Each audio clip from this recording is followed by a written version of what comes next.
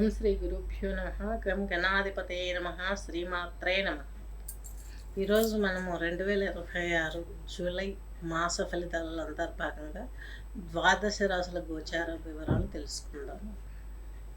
ముందుగా తీసుకున్నట్లయితే శని భగవంతుడు వచ్చేసి మీనరాశిలో ఉన్నారు. రాహు వచ్చేసి కుంభరాశి, చంద్రుడు వచ్చేసి ధనురాశి, కేతు వచ్చేసి సింహరాశి, బుధ శుక్ర గురువు కర్కాటక రాశి, రవి వచ్చేసి మిథున రాశి, కుజుడు వచ్చేసి వృషభ రాశి.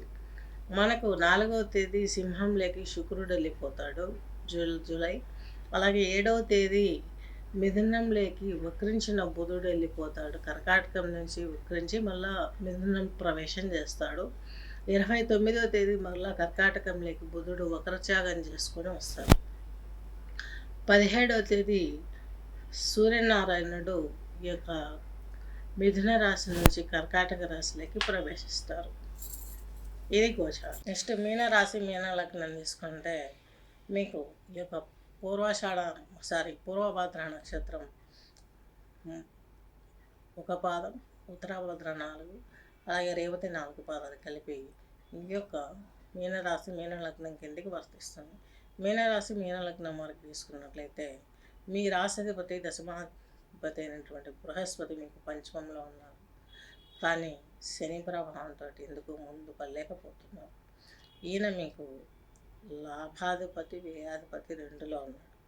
వచ్చే లాభాలు ఉద్యోగము అన్నీ ఎక్కడెక్కడ స్ట్రక్ అయిపోతుంది. బిజినెస్ అయినా జాబ్ అయినా ఫండింగ్ అయినా ఎక్కడెక్కడ ఫ్రిజ్డ్ అయిపోతుంది.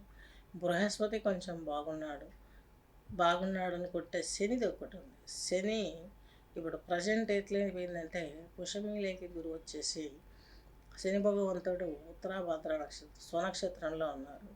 అంటే శని నక్షత్రంలో ఈయన ఉన్నాడు. బృహస్పతి హౌస్లో శని ఉన్నాడు.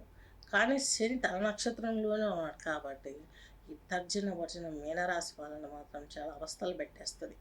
కావాల్సిన వివాహ సంబంధాలు ముందుకొచ్చిన ఎన్నిక వెళ్ళిపోతాయి. అలాగే బిజినెస్ రంగాలలో ఉన్న వారికి కూడా కొంచెం మనశ్శాంతి ఉండదు. అలాగే న్యావీ ఇటువంటి డిపార్ట్మెంట్లలో ఉద్యోగం కోసం ప్రయత్నించే వారికి అలా అవ్వదు. రొయ్యల చెరువులు, నీటికి సంబంధించినటువంటి వరిమళ్ళు ఇలాంటి వ్యవసాయంలో కూడా కొంచెం ఎదురు దెబ్బ తగిలే అవకాశం ఉంది.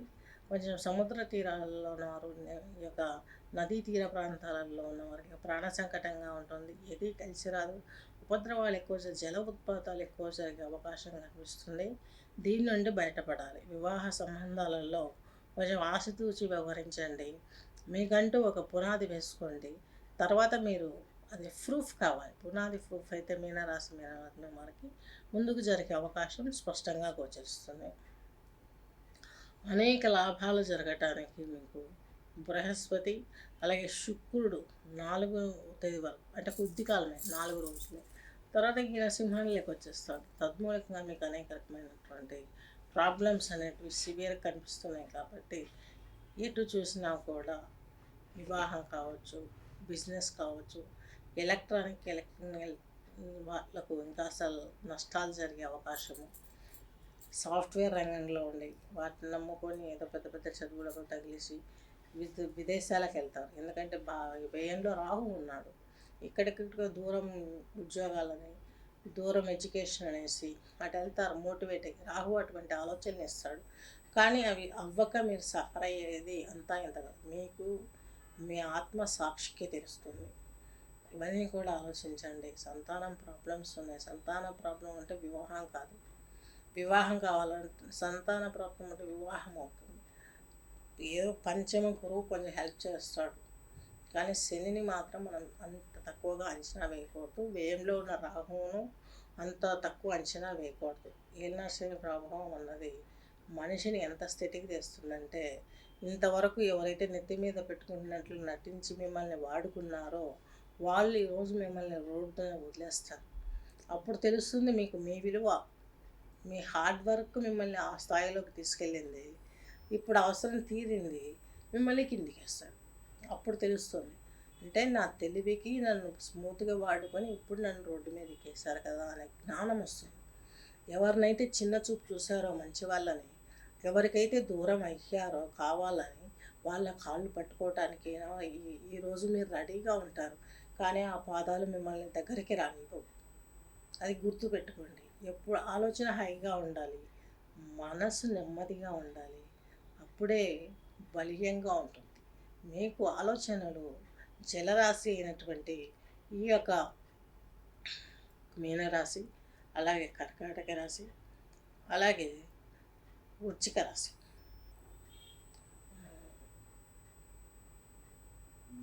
వీటికి సంబంధించినటువంటి రాశులు ఇవి జలరాశులు. ఈ జలరాశుల్లో మీకు చాలా జాగ్రత్తగా ఉండాల్సిన అవసరం ఎంతైనా ఉంది. ఈ జలరాశులకు సంబంధించినటువంటి ప్లానెట్స్ బృహస్పతి, అలాగే చంద్రుడు, అలాగే కుజుడు. చంద్రుడు విపరీతమైనటువంటి వేగాన్ని ఇచ్చేవాడు, కుజుడన్నా కొంత ఇదిగా ఉంటుంది. చంద్రుడు అయితే ఈ మూడు నదులకు సముద్ర తీరాలకు సంబంధించినవి, నదీ తీరాలకు సంబంధించినటువంటి తీరాలలో ఉండేటువంటి ఈ రాసుల వాళ్ళకి ప్రాబ్లమ్స్ ఎక్కువయ్యే అవకాశం ఉంటుంది. అనారోగ్య సమస్యలు ఎక్కువగా ఉండే అవకాశం కనిపిస్తుంది మీకు. ఈ సంవత్సరంలో కొంచెం హెల్త్ ఇష్యూలో మాత్రం ఈ యొక్క మీనరాశి మీనలగ్నం వారు ఆచితూచి వ్యవహరించాలి. లక్ ఏంటంటే పంచములు గురువు నాడు కాబట్టి ఒక్కసారి గురు చరిత్ర పారాయణ చేయడం, అలాగే రావి చెట్టుకు అలాగే వేప చెట్టుకు వివాహం జరిపించడం వల్ల పంచమ గురువు వివాహాన్ని ఇవ్వడానికి ఎంత ప్రయత్నించినా ఆయనతో ఉన్నటువంటి గ్రహాలు ఏలిన శని అడ్డు పెడుతున్నాయి. కాబట్టి రావి చెట్టుకు వేప చెట్టుకు పెళ్లి జరిపించినట్లయితే మీకు వివాహ సంబంధాలు కుదురుతాయి, ప్రమోషన్స్ వస్తాయి, ఆస్తిపాస్తులు పెరుగుతాయి, అన్ని రకాలుగా బాగుండే అవకాశం చాలా స్పష్టంగా గోచరిస్తుంది. స్వస్తి.